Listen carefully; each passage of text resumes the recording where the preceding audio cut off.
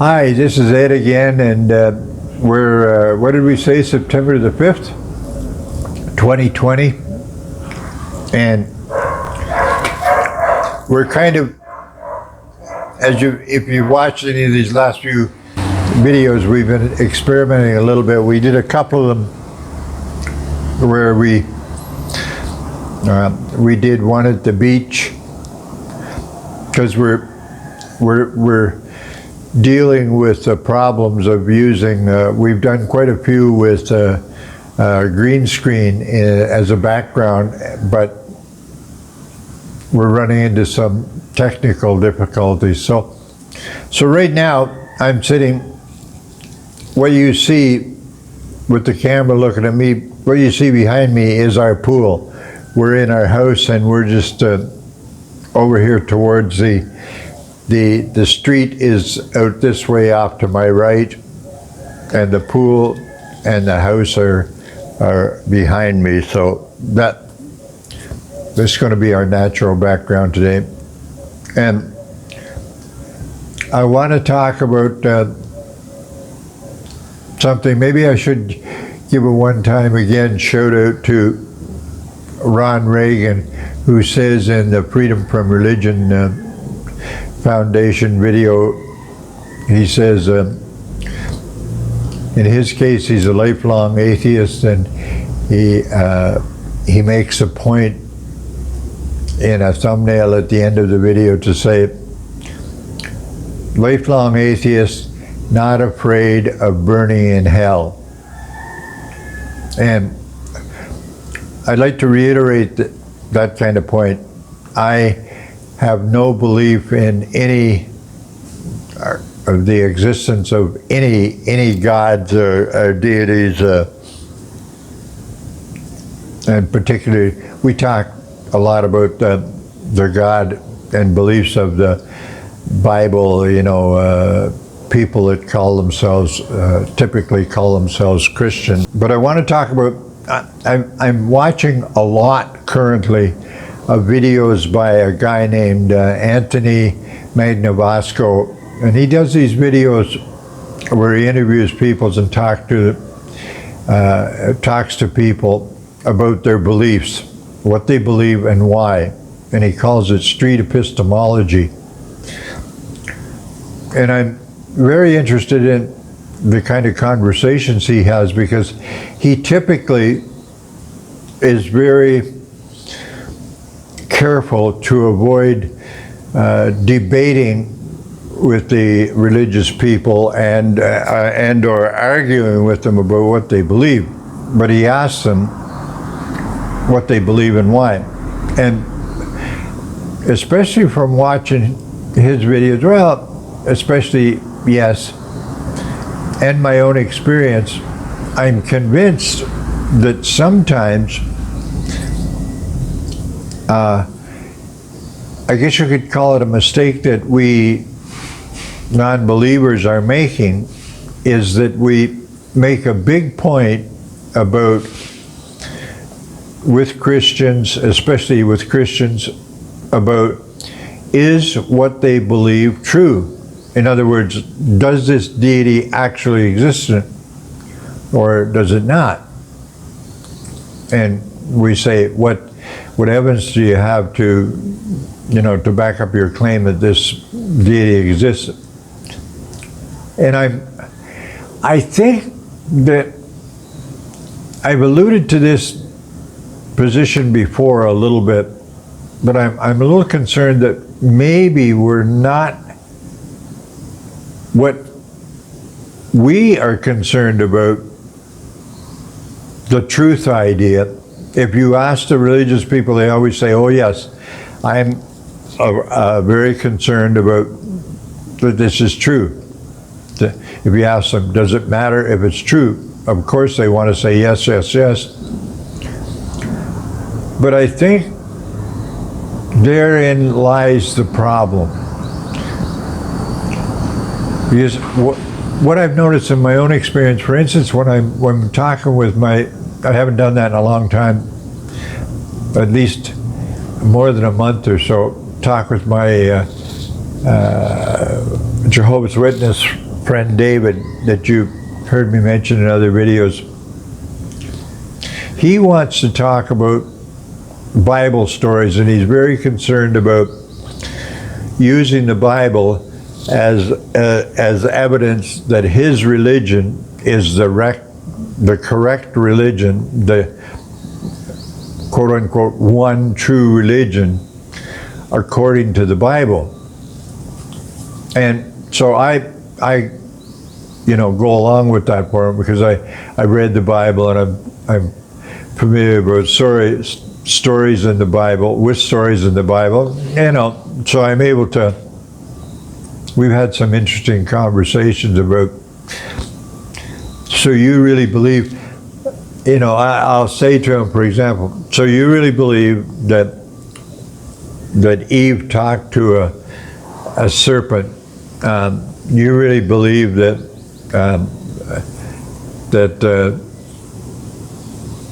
other, and more to the point, the serpent talked to Eve. You believe that? In another story, you believe that what's his name talked to his riding his donkey, talked to his donkey, and indeed got in an argument with the donkey. And of course, later on, when we get into the New Testament, I ask questions about, well, in the Old Testament, the story of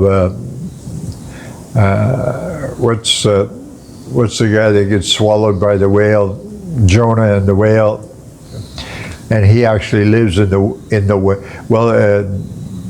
Religious people always correct you. It's not a whale; it's a big fish.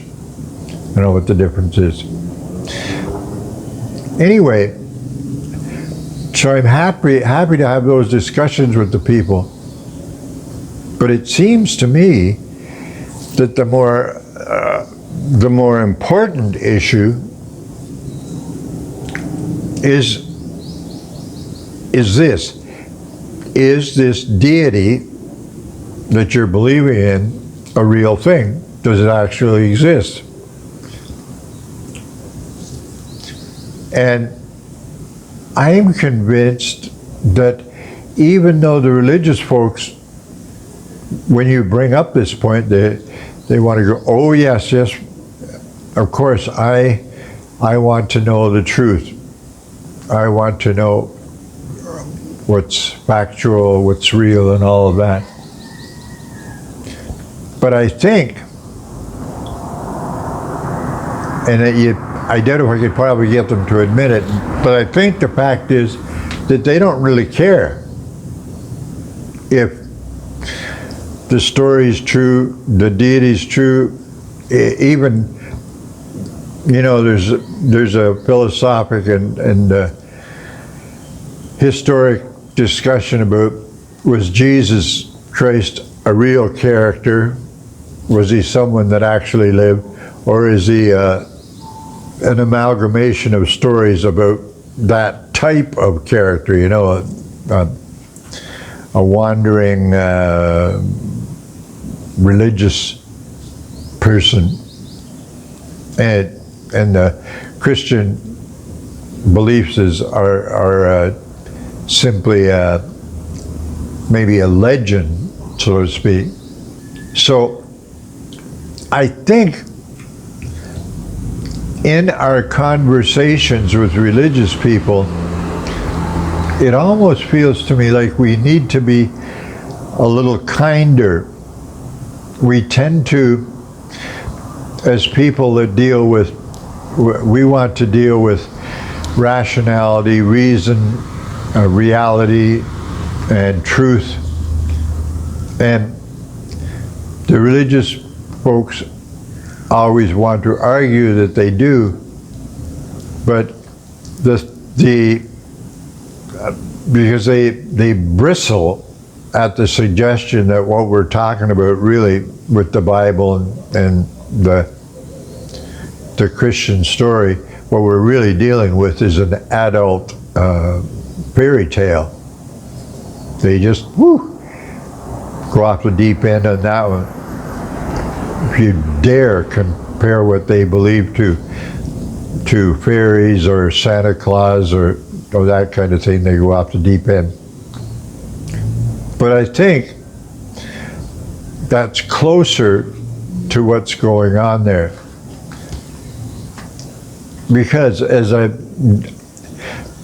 had happen so many times, yet when you actually say to them, okay, do you actually think that, in Genesis, did Eve, the first woman, which again is an unbelievable story in itself, but do you actually believe that she talked to a serpent and the serpent talked to her?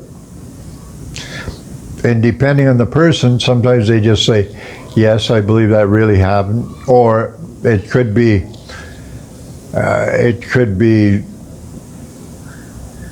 just what do we call it? A story that is illustrating a point, as opposed to it actually was a recollection by whoever is writing the story of a woman actually having a conversation with a snake. So I'm kind of at the point where the problem is, from my perspective, I have some of my best friends are people who are, well, the guy David that I mentioned is a Jehovah's Witness. He's fundamental religion, but some of my best friends are a couple of women that you've heard me talk about before, that me and Glenda, my wife, are closest to. They call themselves religious, but they're not, as far as I know, they don't practice the religion that they claim to believe in or anything like that. And they do not want to discuss it at any level. They shy away from discussing it. No, we don't want to talk about that sort of thing. So it's kind of difficult. From my perspective, and it's really hard for me to not stick by my guns and say, what I want to know is what's true. Because here's my current point. I'm 80 years old. I don't know how much longer I got to live. There's nothing threatening my life directly now. So, I could live a couple more years or several more years or whatever. But my point to the religious person is this: look, I'm old enough that I'm directly facing, and I'm reminded of it constantly, that the end of my life is getting closer all the time. And if what they believe is actually true, that there's actually God, there's actually a heaven, or actually, I think it seems like the hell thing has mostly been thrown overboard. You hardly hear anybody in Christianity going on about hellfire. So there's very little of the, if you don't believe you're going to hell, there's very little of that thrown at us, or currently or now. But there's still the idea that they're convinced that they are going to go to heaven, and I, at least, am not going to go to heaven. But if by understanding something, I could, the point I want to make with them is, look, if by understanding, tell me why you believe it, because if you can give me good reason to believe that, and it's true, I want to believe it too, because I would like to have that advantage, or whatever, that going to hell. I'm struggling with the words, because it seems so. The older I get, like I say, I'm 80 now, and the older I get, the less plausible it becomes, as opposed to the idea, hey, when you get old and you're facing death, the chances that you'll believe in that sort of thing go up. That's the old no atheists in foxholes bullshit, and it's just real bullshit. So I have no change in my attitude of the irrationality of the idea of deities actually existing, nor has my attitude towards the Bible as the book of the religion that's most close to me because of the area of the world that I live in. Here in Mexico, huge percentage are Catholics and so on. So I'm just trying to learn to be a little gentler with religious folks, even though and maybe stop making the mistake of saying, is it true? And even challenging on them on whether they care about truth or not. Because I think that in their heart of hearts, the kind of expressions that they would use, they don't really care about truth. The story, the Jesus, the resurrection, coming down, dying for our sins, and all of that thing, and now he's waiting for us in heaven and all that, is such a wonderful story that they want to follow that and accept that story without question. So I guess maybe I'd like in my discussions with religious folks be a little gentler with them, and still ask them the same questions. That I still think the truth of the proposition is fundamentally important, but maybe I could push less on that. I'm not sure if I'm explaining where I'm coming from very well and how my attitude has changed a little bit. I've stopped philosophically holding their feet to the fire so much. How do you know it's true? And how can you, what evidence do you have that it's true? Less of that, and just listen to their story. Because by the way, it's hard to stop this discussion.